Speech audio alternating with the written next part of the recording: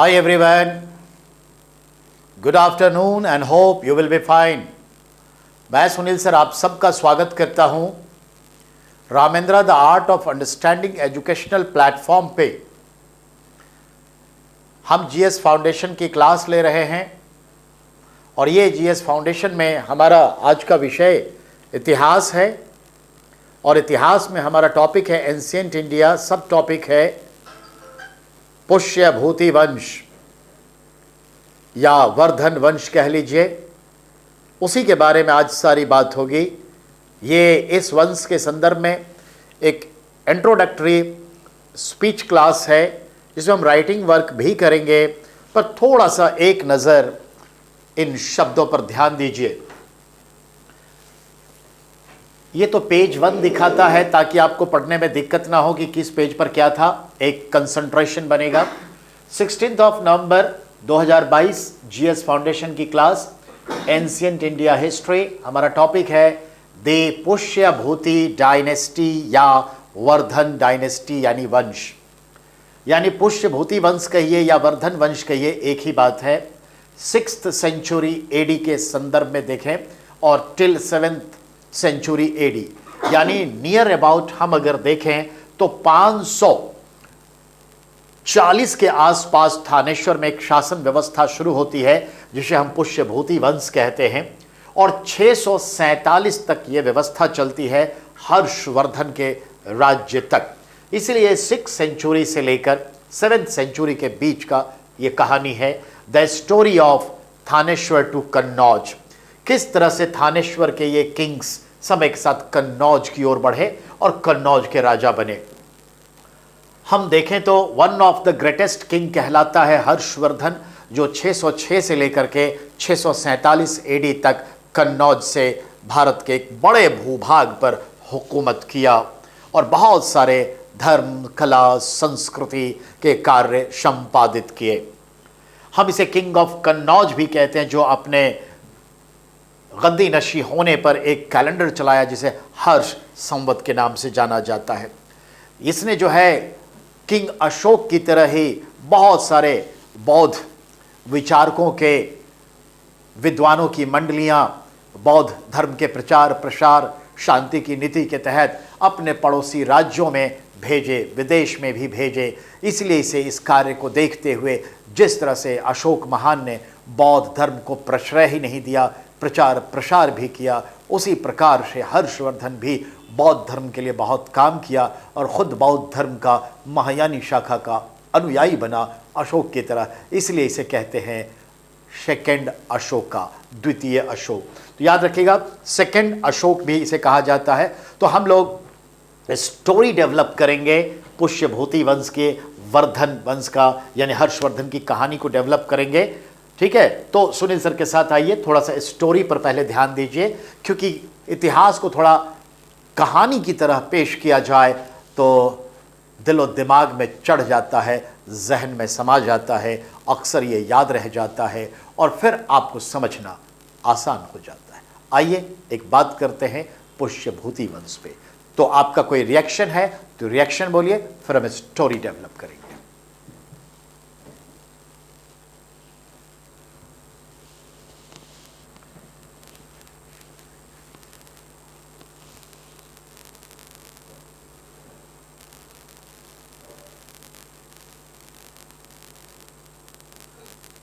ठीक है, तो चलिए हम लोग एक शुरुआत करते हैं। नेक्स्ट पेज पे आ जाते हैं हम लोग।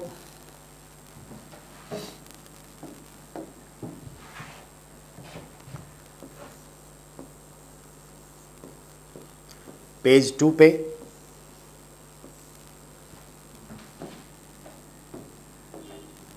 सबसे पहले हमें यह ध्यान देना है, यह सामंतवाद का युग है, द एरा ऑफ फ्यूडलिज्म, यानी सामंतवाद का युग, यानी एक संक्रमण काल है। हम ये भी कह सकते हैं कि एक संक्रमण काल है। And the last phase of ancient India, the last phase of ancient India history,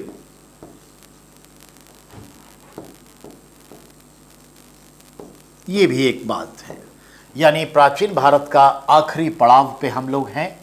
और ये कहानी है द स्टोरी ऑफ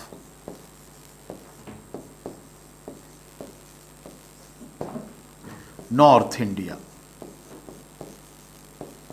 हम उत्तर भारत के संदर्भ में इस कहानी को देखेंगे, स्लाइटली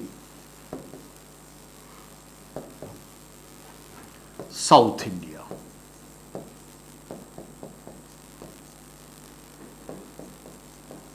थोड़ा बहुत हम इसे दक्षिण भारत के संदर्भ में भी देखेंगे। ठीक है, आइए बात करते हैं आगे।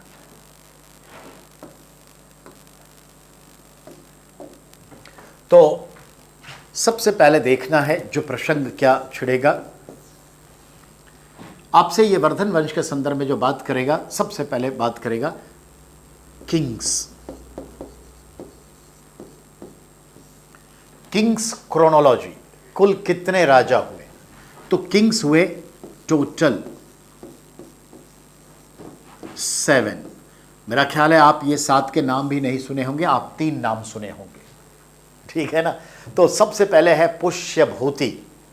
हम इस ऑर्डर को देखें तो सबसे पहला जो है नंबर 1 पे पुष्यभूति, नंबर 2 पे इसके बाद जो आता है उसका नाम है नरवर्धन, फिर राज्यवर्धन। ठीक है, ध्यान में रखेंगे नरवर्धन।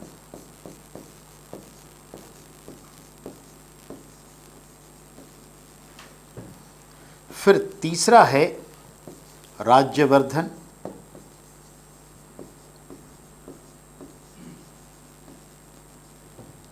फिर चौथा है आदित्यवर्धन।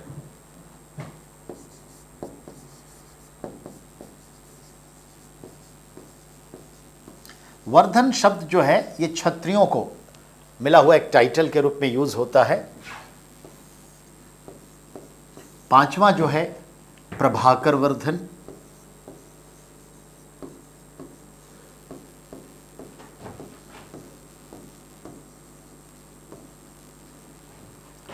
छठा जो है वंस अगेन राजवर्धन, और जो लास्ट है 7th उसका नाम है हर्षवर्धन। ये लास्ट है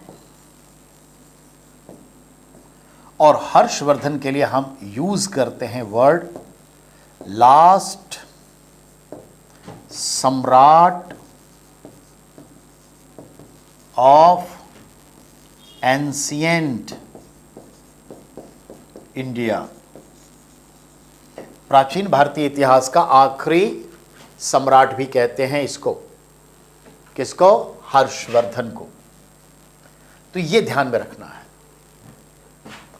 ये क्रोनोलॉजी आपको हर जगह नहीं मिलेगा। एक ही किताब है केसी श्रीवास्तव, लगभग 1300 पन्नों की वो इतिहास की किताब लिखते हैं, सिर्फ प्राचीन भारत के ऊपर 1300 पन्नों की किताब वहीं मिलेगा और कहीं नहीं मिलेगा। ठीक है सुनीता, बात समझ में आ रही है? Yes sir. गुड। अब बेटा हम देखें तो कैपिटल। अब कैपिटल की बात करें तो इसका कैपिटल है थानेश्वर। ये वर्तमान थानेश्वर कहां है? कुरुक्षेत्र।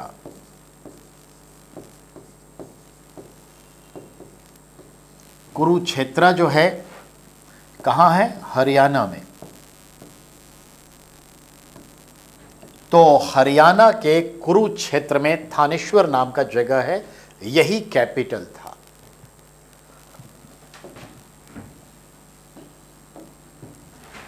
याद रखना है, note, first to sixth rule from Thaneshwar.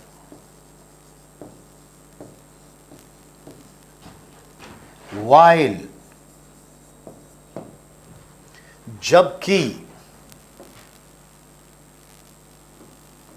जबकि capital Kannauj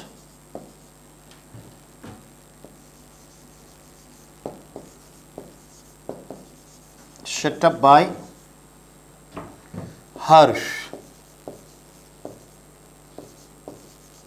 Vardhan and rule from here। तो कन्नौज को राजधानी बनाने का काम हर्षवर्धन ने किया,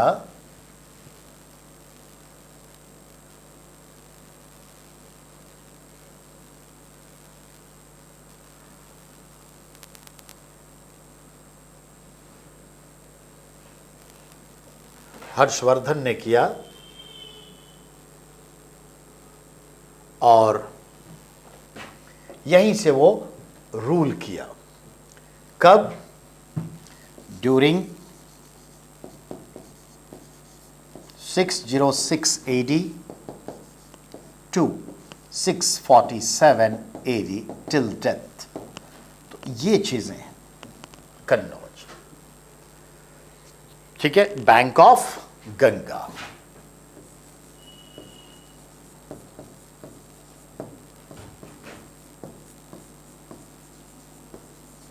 और मालूम है ये आज उत्तर प्रदेश में है। तो ये रहा आपका हिसाब किताब, ये 7 राजा और ये उसके कैपिटल, कौन कहां से रूल किया। और याद रखेंगे ये जो पुष्यभूति है वो फाउंडर है। तो ये फाउंडर है यानी संस्थापक है।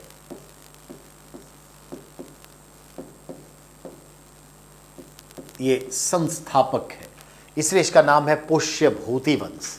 और मोस्टली जो है यहां देखते हैं वर्धन वर्धन वर्धन वर्धन वर्धन वर्धन, यानी इन 7 में से 6 राजा के नाम वर्धन के साथ है, इसलिए इसे वर्धन वंश भी कहते हैं। ये माइंड मेकअप कर लीजिए।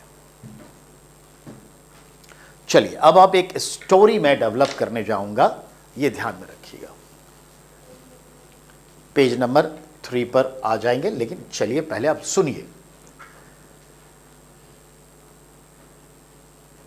हूनों के आक्रमण गुप्त काल के आखिरी समय में पतन की अवस्था में बार बार पश्चिमोत्तर भारत पर हो रहे थे। इसमें तोरमान नाम का एक हून अताताई था और उसका बेटा मिहिरकुल ताबड़तोड़ आक्रमण करके गुप्तों के पश्चिमी क्षेत्र को ही नहीं कब्जे में लिया, वहां की पूरी आबादी को भी तहस नहस किया और व्यापार वाणिज्य का भी नामो निशान मिटाने का प्रयास किया। इसके हम कहते हैं कि हूनों ने गुप्तों के लक्ष्मी को श्रीहीन कर दिया, यानी पतन का कारण बना। और ऐसे ही संदर्भ में हम देखें तो ये आज के अंबाला के आसपास जो कुरुक्षेत्र है, जहाँ पे ये थानेश्वर है, यहाँ एक सूर्य मंदिर भी है, इसके क्षेत्र में रहने वाले ये पुरुष महापुरुष पुष्यभूति ने अपनी शक्ति को एकत्रित किया और हूनों को पराजित करके अपना एक छोटा राज्य स्थापित किया। तो हूनों को पराजित करके वर्धन वंश की नींव रखी पुष्यभूति ने, और पुष्यभूति के बाद क्रम से उसका पुत्र नरवर्धन, फिर राजवर्धन, फिर उसका पुत्र आदित्यवर्धन, फिर उसका बेटा प्रभाकर वर्धन ने राज्य किया। और उसके बाद प्रभाकर के 3 संतानों का जिक्र मिलता है। थानेश्वर राजधानी है। प्रभाकर के 3 संतानों में एक संतान है जिसका नाम है राजवर्धन, एक बिटिया है राजश्री और एक पुत्र और है हर्षवर्धन। तो राजवर्धन और हर्षवर्धन भाई है, राज बड़ा है, हर्ष छोटा है, दोनों की एक बहन है राजश्री। हम देखें तो राजश्री की शादी कन्नौज के शासक के साथ हुई। जैसा कि हम और आप सब जानते हैं कि कन्नौज का शासक कौन था। कन्नौज में इस वक्त मखौरी वंश का शासन था और ग्रह वर्मन जो है वहां का राजा था, जिसके साथ राजश्री की शादी हुई और राजश्री कन्नौज की महारानी बनी। तो राजश्री कन्नौज की महारानी बनी, कन्नौज के राजवंश, ठीक है, मखौरी वंश में उसकी शादी हुई। ग्रह वर्मन इनके पति थे, राजा थे, ठीक है। तो राजश्री की शादी हो गई। प्रभाकर के मृत्यु के उपरांत गद्दी पर बैठे बड़े पुत्र राजवर्धन, और राजवर्धन का संदर्भ देखें तो राजवर्धन एक लड़ाई में मारे जाते हैं। कहां? तो ध्यान से सुने। आज के बंगाल को उस जमाने में तीन अलग अलग पार्ट को तीन अलग अलग नाम से जाना जाता था। जो आज का बांग्लादेश है उसे कहा जाता था गौड़, यानी पूर्वी बंगाल को गौड़ कहा जाता। जी जनाब। और जो दक्षिणी बंगाल है, जो हमारा पुरुलिया डिस्ट्रिक्ट से नीचे 24 परगना, नदियां वगैरह जो क्षेत्र है, ये जो समंदर के तट के साथ है, उसका नाम हुआ करता था राधा। जी जनाब, ये सब सवाल आते हैं, राधा। और जो उत्तरी बंगाल है उसको नाम मिलता था क्या? बंगाल। तो बंगाल राधा और पूर्वी बंगाल को कहते गौड़। गौड़ का शासक था शशांक, जो कहते हैं एक ब्राह्मण वंश का था। शशांक का अर्थ होता है चंद्रमा। शशांक की दोस्ती, अब आइए मध्य प्रदेश का जो पश्चिमी भाग है जिसे मालवा कहते हैं, मालवा में राज कर रहा है गुप्तों का एक सामंत देवगुप्त। गुप्तों का एक सामंत देवगुप्त। यह गुप्त वंश का शासक नहीं है, पर उसके वंशज को मान लेते हैं, डायरेक्ट वंशज नहीं है। तो इधर देखते हैं आज के मध्य प्रदेश के मालवा में देवगुप्त नाम का राजा है, जो बंगाल के राजा शशांक का मित्र है। ये दोनों मित्र हैं। Point clear? आइए अब अगले पॉइंट पर आएंगे। तो हम देखें तो शशांक और राजवर्धन की लड़ाई होती है मालवा में। इसे मालवा का युद्ध कहते हैं। इस युद्ध में राजवर्धन मारा जाता है शशांक के हाथों, और हर्षवर्धन जब गद्दी पर बैठता है तो यह शपथ लेता है कि जब तक भाई का बदला नहीं लेंगे चैन से बैठेंगे नहीं, और 630 में वो शशांक की हत्या करेगा और अपना एक टाइटल लेगा, हर्षवर्धन शिलादित्य। जी जनाब, प्रतापशील, ये टाइटल लेगा। तो ये भी बात है। अब आइए, अब देखते हैं हम राजश्री का पति जो ग्रह वर्मन है, मखौरी वंश का कन्नौज का शासक, वह इस मालवा के शासक देवगुप्त के हाथों पराजित होता है और क्लैश, मार दिया जाता है। इस तरह से कन्नौज का शासक मरा, राजश्री विधवा हुई, इशूलेस थी, और राजश्री को भी पकड़ के जंगल में कहीं बंद कर दिया जाता है किसी क्षेत्र में। लेकिन बड़ी मुश्किल से वो निकल भागती है, लेकिन जंगल में भटक गई है, और कहीं कहीं लिखा है कि वो अब चाहती है जिंदगी से, मतलब रुस्वा हो गई है और वो मरना चाहती है, वो आत्महत्या करना चाहती है, इसलिए वो भटक गई है, अपने को कोई ध्यान नहीं देती है। ये कहानी है। इस विषम परिस्थिति में हर्षवर्धन गद्दी पर बैठता है और अपनी बहन का राज कन्नौज और अपना राज थानेश्वर या आसपास का क्षेत्र को एक कर देता है, और राजधानी को थानेश्वर से परिवर्तित करके क्या करता है? कन्नौज को बना लेता है। और गंगा के किनारे उत्तर प्रदेश के कन्नौज, जिसे हम इत्र नगरी कहते हैं, इस कन्नौज में राजगद्दी पर अपना राज्य अभिषेक करता है। कब? 606 एडी में, और 647 तक शासन करेगा, और अंदर से जलता रहेगा कि जब तक भाई के हत्या का बदला ना ले लूं, जीजा जी की हत्या का बदला ना ले लूं, और बहन को ढूंढ कर ना ले आऊं, वो चैन से नहीं बैठा, और उसने अपने बहन को ढूंढ निकाला। बहन मरने के कगार पे थी, यानी सुसाइड करने वाली थी, कि तब वो बचा लिया और बहन को समझाया। इशूलेस थी, और बहन जो है राजमाता के तौर पर उसके साथ बनी रही, और बहन उसकी एक धार्मिक प्रवृत्ति वाली एक महिला साबित हुई, जैसे अहिल्याबाई होलकर बनी, जैसे इस्लाम में हम देखें तो जो बड़ी बेटी थी शाहजहां की, जिसको आप जानते हैं जहां आरा, वो भी एक धार्मिक प्रवृत्ति की महिला बनी। ऐसी भोपाल की थी बेगम जहां, वो भी धार्मिक प्रवृत्ति की महिला बनी। और ऐसे कई आज भी हैं और कल भी थे। तो याद रखिएगा, कन्नौज के राजा हर्षवर्धन की जो विधवा बहन थी राजश्री, वह एक धार्मिक महिला बनी और उसी के प्रभाव में आकर हर्षवर्धन भी एक बहुत ही बड़ा धार्मिक और दानी व्यक्तित्व का धनी बन गया। जी जनाब, तो ये बात समझ गए। तो हर्षवर्धन गद्दी पर बैठा, बहन को ढूंढा, अपने साथ रखा, कन्नौज का शासन संभाला और अपने भाई का बदला लेगा, जीजा जी का भी बदला भविष्य में जाके लिया। अब आइए, ये जो हर्षवर्धन है, इसे भारतीय प्राचीन भारत के इतिहास का आखिरी हिंदू सम्राट या सम्राट कहा जाता है। तो हिंदू शब्द न लाके सम्राट कहा जाता है। और हां, अब ये जो हर्षवर्धन है 606 से 647 कन्नौज का, ये और उसके समय का जरा सीन स्पष्ट कर दूं, तो दूसरी कड़ी में हम सीन स्पष्ट करेंगे। ठीक है, तो ध्यान में रखेंगे। पेज नंबर 3 पे चलें।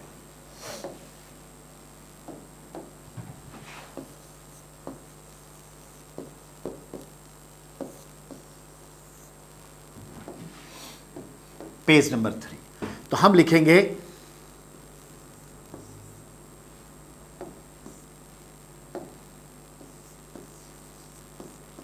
हर्षवर्धन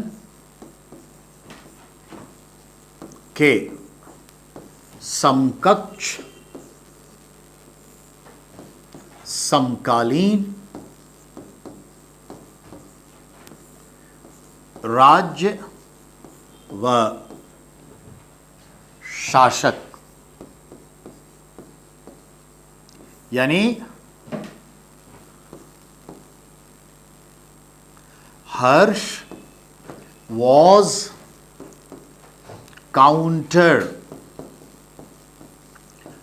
पार्ट या कॉन्टेम्पररी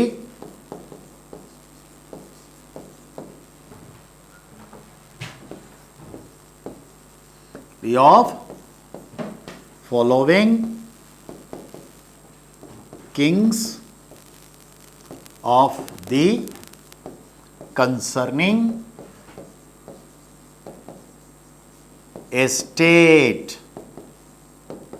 तो मैंने क्या लिखा बेटा, हर्ष का समय तो आपने देख लिया, 606 एडी से 647 एडी का समय है। यही है हर्ष का समय। अब इसके समय ढेर सारे शासक मौजूद हैं भारत के पृष्ठभूमि में, और कौन कौन है ये देखना जरूरी है।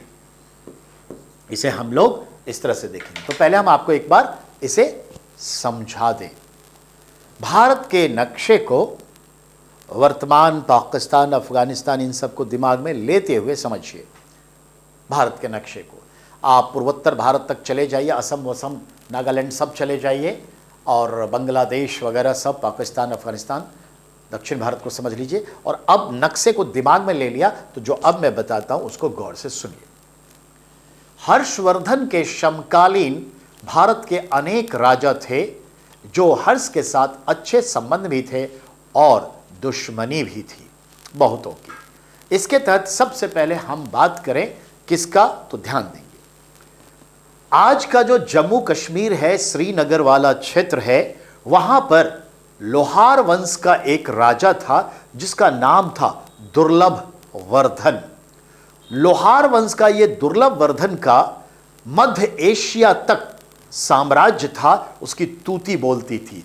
वेस्ट एशिया, मध्य एशिया तक इसका प्रभाव क्षेत्र था। दुर्लभ वर्धन जो है, इसको हम देखते हैं तो 625 में एडी में शासक बनता है और 625 से लेकर के लगभग उससे आगे तक राज्य करता है, यानी लगभग 685 तक वो जिंदा रहता है, ये दिखाया गया है। रही बात दुर्लभ वर्धन के पास एक दुर्लभ चीज थी, गौतम बुद्ध के दांत उसके पास थे, है ना, एंटिक। और जब उसे पता चला दुर्लभ वर्धन को कि मेरा प्यारा मित्र हर्षवर्धन बौद्ध धर्म स्वीकार कर लिया है, जो शिव की, विष्णु की और इंद्र की पूजा करने वाला हिंदू है, वह बौद्ध धर्म को स्वीकार किया है, तो वह दुर्लभ वर्धन ने उस दुर्लभ गौतम बुद्ध के दांत को उपहार के तौर पर अपने मित्र हर्षवर्धन को भेंट किया। तो एक क्वेश्चन आपका क्लियर हो गया और पता चला कि हर्ष का समकालीन समकक्ष कश्मीर का राजा कौन था। Point clear.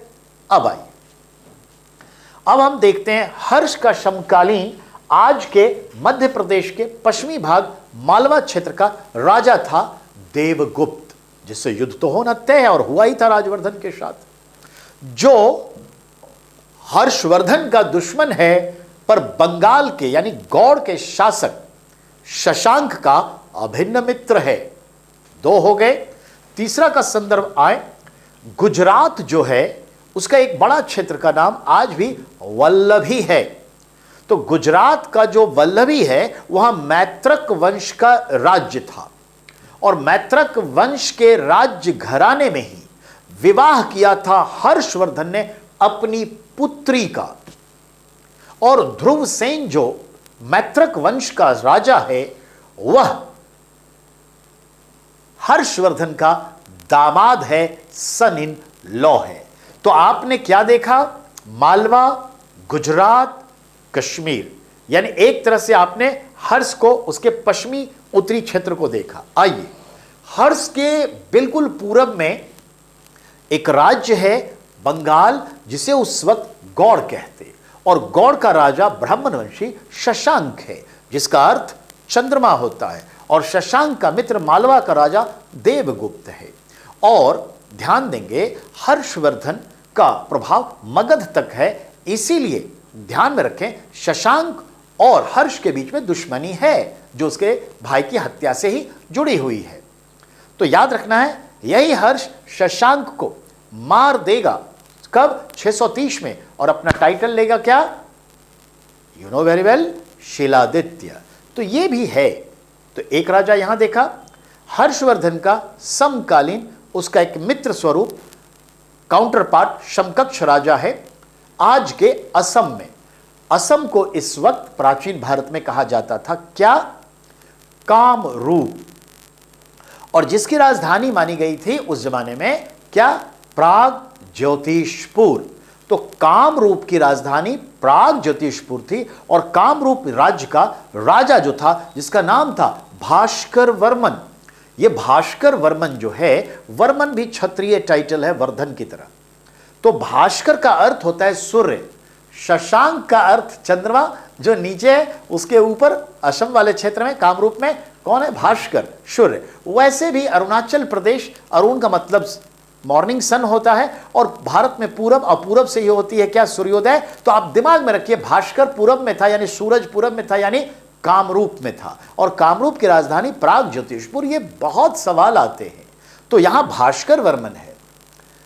सनद रहे यानी याद रहे, हवेनसांग जो दक्षिणी पश्चिमी चीन के सिचुआन प्रांत का रहने वाला था, 605 में जिसका जन्म होता है और 658 में जिसकी मृत्यु होती है, वह हवेनसांग समय के साथ महायानी बौद्ध बना, और महायानी शाखा के ज्ञान प्राप्त करने के लिए, पुस्तक के लिए, वह पैदल मार्ग से जो है अफगानिस्तान के रास्ते कश्मीर होते हुए भारत पहुंचा था।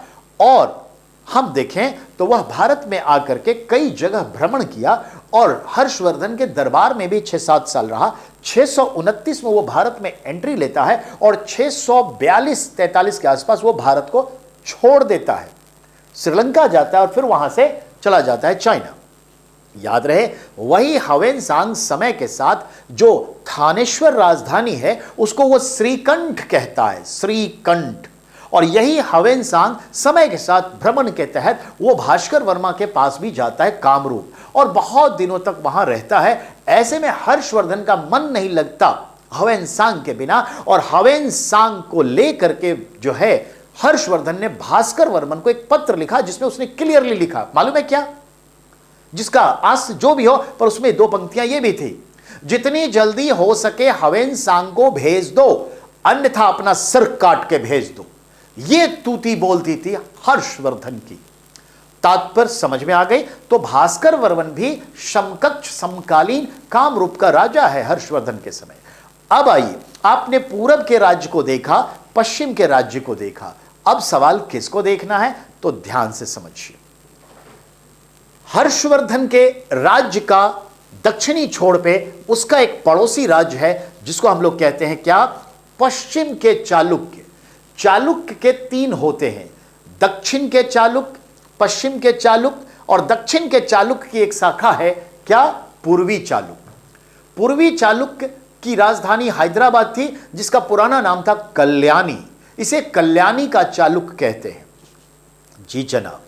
और दक्षिण का चालुक्य जो है कर्नाटक वाले क्षेत्र के नीचे के आसपास था, बादामी जिसका। और ध्यान देंगे जो वेस्टर्न चालुक्य है यही कहलाया। तो वेस्टर्न चालुक्य की राजधानी थी क्या?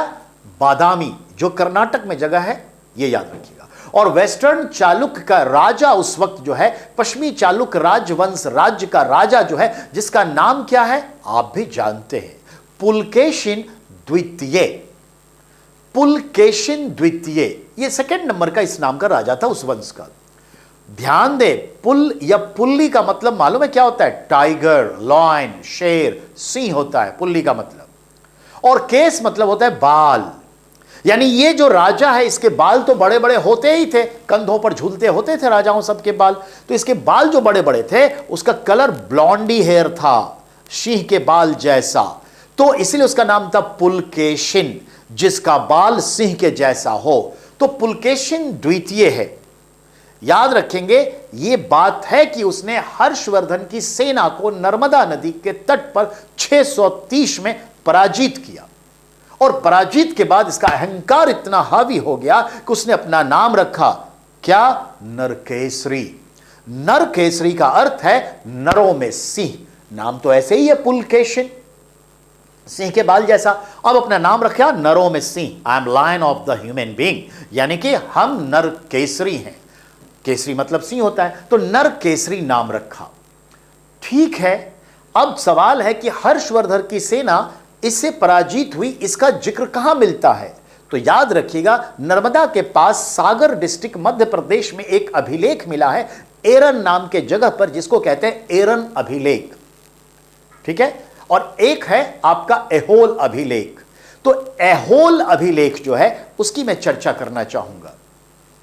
ध्यान देंगे, नर्मदा नदी के तट के पास महाराष्ट्र की सीमा को छूते हुए एहोल नाम के स्थान पर एक अभिलेख मिला है, जो पुलकेशिन द्वितीय के राज कवि रवि कीर्ति ने उसे उत्कीर्ण करवाया। तो इसे रवि कीर्ति का अभिलेख भी कहते हैं, एहोल अभिलेख भी कहते हैं, जिससे यह पता चलता है कि हर्ष जो दक्षिण भारत के अभियान पर अपनी सेना को भेजा था, नर्मदा नदी के तट पर पुलकेशिन द्वितीय की सेना ने उसे पराजित कर दिया और नर्मदा नदी क्रॉस नहीं करने दिया। तो हर्षवर्धन के दक्षिण भारत अभियान को किसने रोका? पुलकेशिन द्वितीय ने, उसकी सेना ने। इसका चर्चा कहां मिलता है? एहोल अभिलेख में। एहोल अभिलेख लिखाने वाला कौन था? उसका राजकवि, यानी चालुक्य राजा पुलकेशिन द्वितीय का राजकवि रवि कीर्ति। Point clear? अब आइए, यह बड़ा अहंकारी पुलकेशिन द्वितीय, पर आपको मालूम है ना, शेर का भी सवा शेर होता है, बाप का भी बाप होता है। जी जनाब। अब हम आपको लेके चलते हैं, हर्षवर्धन के समय का एक और राजा है जिसका नाम नरसिंहवर्मन प्रथम है। यह पल्लव वंश का शासक है, नरसिंहवर्मन प्रथम। ये 630 से लेकर आगे शासन करता है और यह अपने शासन के दौरान अपनी राजधानी कांचीपुरम यानी कांची में स्थापित किया हुआ है, जो तमिलनाडु का एक इंपॉर्टेंट डिस्ट्रिक्ट है। और वहां की जो आज साड़ियां आती है रेशम की, जिसे कहते हैं कंजीवरम या कांजीवरम सिल्क, तो कांचीपुरम इसकी राजधानी थी। महान योद्धा था, मल्ल योद्धा था, यानी द्वंद्व युद्ध लड़ता था, यानी वो गीता फोकाट था, साक्षी मल्लिक था। बिल्कुल कैसे? राजा कृष्णदेव राय के जैसे, फिल्मों के हिसाब से भल्लाल देव के जैसे। तो वो ऐसी कुश्तियां लड़ता था नरसिंहवर्मन। नाम ये नरसिंह, नरों में सिंह, वर्मन फर्स्ट। जब उसे यह पता चला कि भाई ये नरकेसरी का टाइटल लिया है और दोनों राज्यों के बीच समय के साथ युद्ध हुए। उस युद्ध में चालुक्य राजा पुलकेशिन द्वितीय को इसने चुनौती दी मल्ल युद्ध के लिए, जैसे भल्लाल देव और अमरेंद्र बाहुबली लड़ता है। मल्ल युद्ध के दरमियान युद्ध के मैदान में नरसिंहवर्मन फर्स्ट ने चालुक्य राजा पुलकेशिन द्वितीय की हत्या कर दी और इस तरह से अपना एक टाइटल लिया नरसिंहवर्मन फर्स्ट ने। मालूम है क्या? मामल्ल। इसका अर्थ होता है महाबली, यानी सबसे ताकतवर पुरुष। महाबली यानी मामल्ल, ये टाइटल लिया। और आपको मालूम है कांची के अलावे उसने एक शहर बसाया अपने इस टाइटल के नाम पे, मामल्लपुरम, जो आज तमिलनाडु में एक कोस्टल सिटी है, बंदरगाह शहर है, धार्मिक स्थल है। और यह धर्म नगरी बसाया जहां कई मंदिरों का निर्माण नरसिंहवर्मन उसके बाद के राजाओं ने किया, जिसे आप देखेंगे। तो मामल्लपुरम की स्थापना की, जिसे आज आप कहते हैं महाबलीपुरम। समझ में आई बात? जहां पर हम मोदी को और शी जिनपिंग को मीटिंग करते हुए देखते हैं, शायद 2017 या 2018 में, जहां पे बटर बॉल करके आपको दिखाएगा सीरियल सब में कि देखिए इंडिया में क्या क्या है, बटर बॉल, ये वो वगैरह व्हाट्सोएवर। कुल मिला के ये वो नगरी है महाबलीपुरम, जिसे वहां पर अलग अलग जो चट्टान उभरे हुए थे, रॉक पत्थर, उसे काट करके इसी पल्लव वंश के राजाओं के संरक्षण में कई मंदिरों का निर्माण हुआ। मुख्यतः यहां पे 7 मंदिर है, जिसे कहते हैं 7 रथ मंदिर, सप्त पगोडा, 7 पगोडा। ये पत्थरों को काट काट कर मंदिर का रूप दिया गया, हर एक पत्थर को काट कर एक मंदिर का रूप दिया। इसे कहते हैं एकाश्मक शैली, मोनोलिथिक, ठीक है, तक्षण कला का उदाहरण। इस 7 मंदिरों के नाम भी हैं। पांडव 5 होते हैं, उनमें नकुल 9 नहीं, तो नकुल को छोड़ दीजिए तो कितने बच गए? 4। तो यानी कि युधिष्ठिर, भीम, अर्जुन, सहदेव के मंदिर हैं, तो 4 हो गए, नकुल के नहीं हैं, ऐसे याद रखिए। इन सभी की पत्नी थी द्रौपदी, तो एक द्रौपदी का मंदिर है, तो कितने हो गए? 5। गणेश भगवान का मंदिर है 6। और पल्लवों के राजकवि थे वलयन कुट्टी, उनका भी एक मंदिर है। तो इस तरह से 7 रथ मंदिर के नाम से ये जाना जाता है। समझ में आई? ये पलार नदी के किनारे है। और एक बार यूपीएससी में सवाल पूछा, क्या मामल्लपुरम को पानी कहां से मिलता है? तो पलार नदी से मिलता है। सबसे बड़ा मंदिर कौन सा है? युधिष्ठिर का मंदिर है, दिमाग में भीम ना लाए। और सबसे छोटा मंदिर किसका है? तो हम कहेंगे द्रौपदी का मंदिर है। 10 अवतार का चित्रण कहां के मंदिरों पर किया गया है? आप भी जान रहे हैं। क्या कहा हमने? कहा महाबलीपुरम के मंदिर पर किया गया है। तो सवालों की बौछार है। मैं जो भी बात करता हूं 100% रिलेवेंट बात करता हूं, प्रासंगिक बात करता हूं, बिल्कुल जुड़े हुए सवालों से बात करता हूं। तो ये ध्यान में रखने की चीज है बेटा। मैंने जो आपको एक इंट्रोडक्शन दिया, क्या जैसे मां दुर्गा के 10 हाथ हैं, हर्षवर्धन के समय ऐसे ही राज्य हैं। राज्य 1 कश्मीर, 1 मैत्रक, 2 गुजरात, देवगुप्त मालवा, 3 आइए, चौथा भास्कर वर्मन, 5वां शशांक, 6ठा पुलकेशिन, 7वां नरसिंह। तो 7 राज्य और 1 आपका वर्धन राज्य। ये 8 राज्यों की कहानी आपने सुनी सुनील सर की जुबानी। तो अगर आपको कुछ पूछना है, कोई डाउट है, तो आप कमेंट करिए, आपका रिएक्शन चाहिए। फिर हम अब आगे स्टेप बाय स्टेप इतिहास भ्रमण करवाएंगे। एक और पार्ट है जिसको कि 5 से 7 मिनट में स्टोरी के रूप में डेवलप करेंगे। Your reaction first.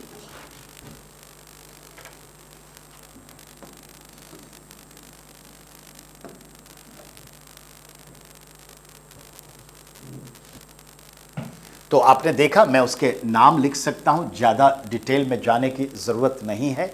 ठीक है, तो ठीक है। तो इसके जो हैं, तो सबसे पहले बात करें कश्मीर। कश्मीर में कौन है बेटा? तो एक वंश है जिसका राजा का नाम क्या है? दुर्लभ वर्धन।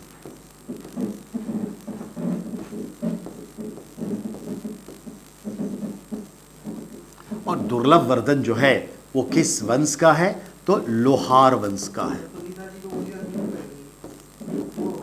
बेटा थोड़ा म्यूट कर लीजिए माइक। सुनीता बेटा, लोहार वंश का है। ठीक है, ये तो आपने देख लिया। अब ये जो शख्स है वो 625 से लेके 685 के बीच का है। समय क्या दिखता है यहाँ पे बेटा? 625 से 685 के आसपास का है। दूसरा जो हम देखें हिसाब किताब, तो दूसरा हिसाब किताब क्या लगता है बेटा? तो हम बात करेंगे क्या? कश्मीर के बाद वल्लभी। और वल्लभी का अर्थ गुजरात के क्षेत्र से है। यहां पर एक राजा है ध्रुवसेन। ध्रुवसेन जो है किस वंश का है? मैत्रक वंश का।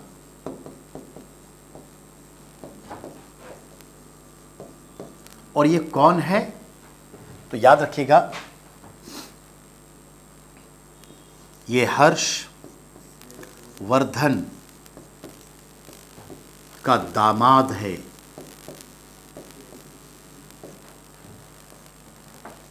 जो तीसरा पहलू है बेटा, वो तीसरा कहां? मालवा। मालवा आज कहां है? वेस्ट मध्य प्रदेश। और बेटा यहां का शासक कौन है? तो आप देख रहे हैं मालवा का शासक कौन है? देवगुप्त।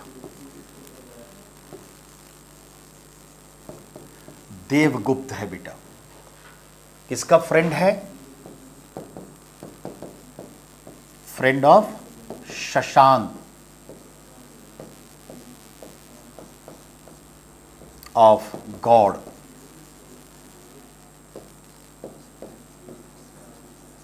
बंगाल। तो ये आपने देखा।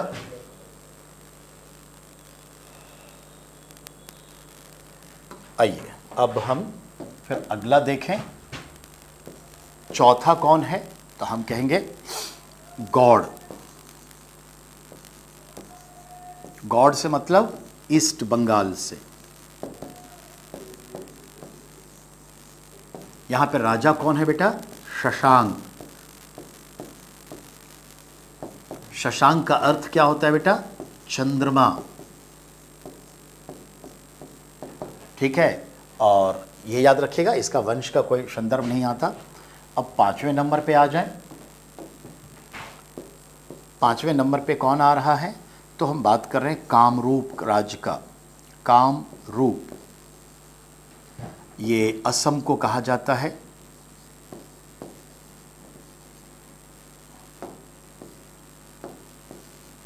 असम का नाम कामरूप, और कामरूप की जो कैपिटल है,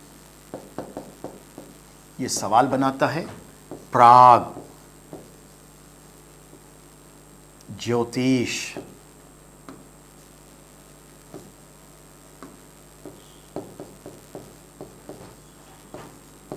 पूर, ये राजधानी है बेटा। That is very important. अब हम देखें कामरूप में जो राजा है कौन सा है? किंग। किंग का नाम है भास्कर वर्मन।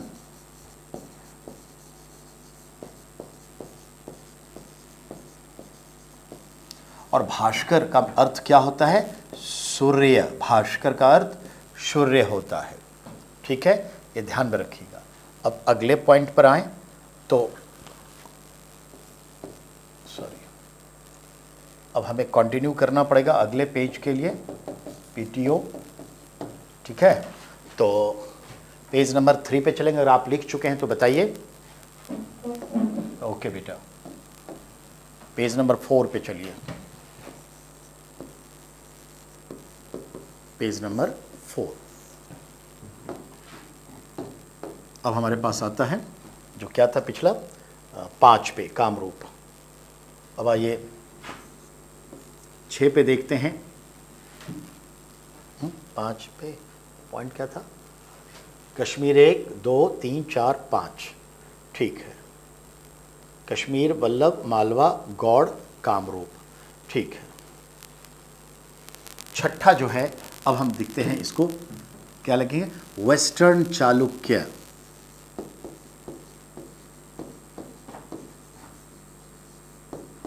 वेस्टर्न चालुक्य यानी पश्चिम के चालुक्य राज। कैपिटल कहां था? बादामी। और बादामी से तात्पर्य हमारा आज के कर्नाटक से है बेटा, कर्नाटक, बादामी कैपिटल। यहां पे किंग कौन है? किंग है पुलकेशिन। सेकेंड। पुल मतलब मैंने बताया क्या? सिंह, बाघ, ये सब बताया जाता है। और केसिन का मतलब केस यानी बाल, यानी बेटा इसके बाल सिंह के जैसे थे, पुलकेशिन। तो ये पॉइंट आपका हो गया। अब सवाल है, छठा है ये, और इसके संदर्भ में क्या सवाल होंगे? तो बहुत सिंपल, तो हम आगे देखेंगे इसकी सेना कैसे हराएगी। तो ये चीज़ें हैं। इसका टाइटल पूछेगा, तो टाइटल है इसका नर केसरी।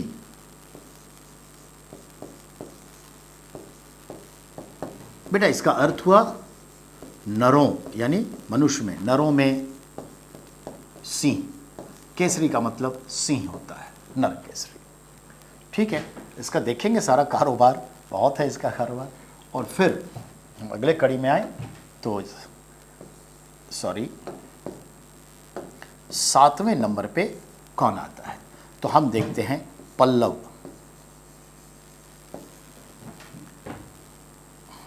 ठीक है, पल्लव क्या कहते हैं? एम्पायर। और एम्पायर नहीं लिख करके सीधा पल्लव किंगडम। इसका कैपिटल कहाँ है? तो हम कहेंगे कांची।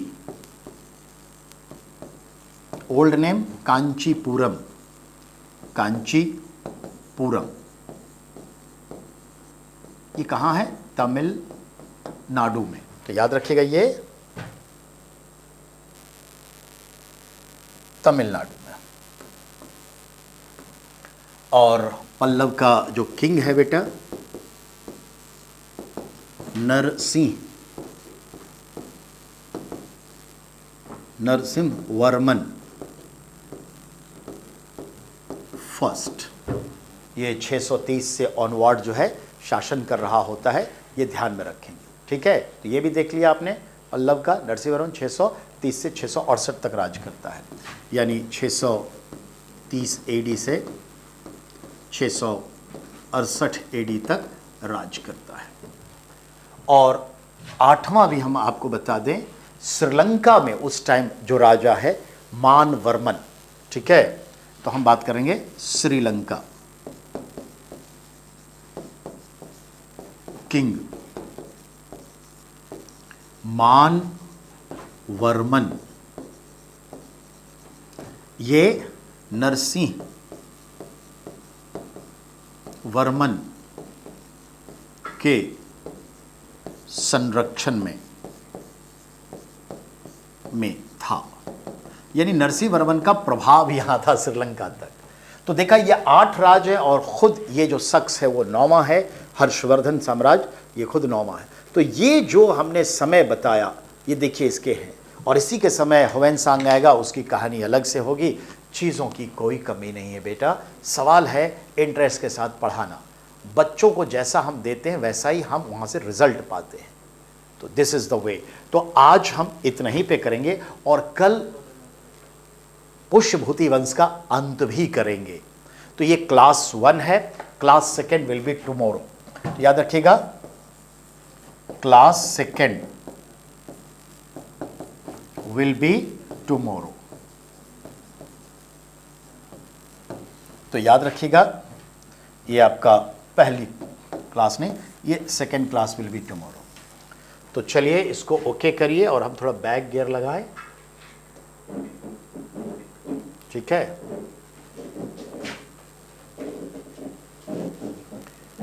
बैक गियर में हमारा जो ये गियर दिखाता है वो है आपका क्लास 1 फर्स्ट। तो चलिए इसके साथ ही हम फिनिशिंग पॉइंट पर आ गए। ठीक है, we will talk later, bye.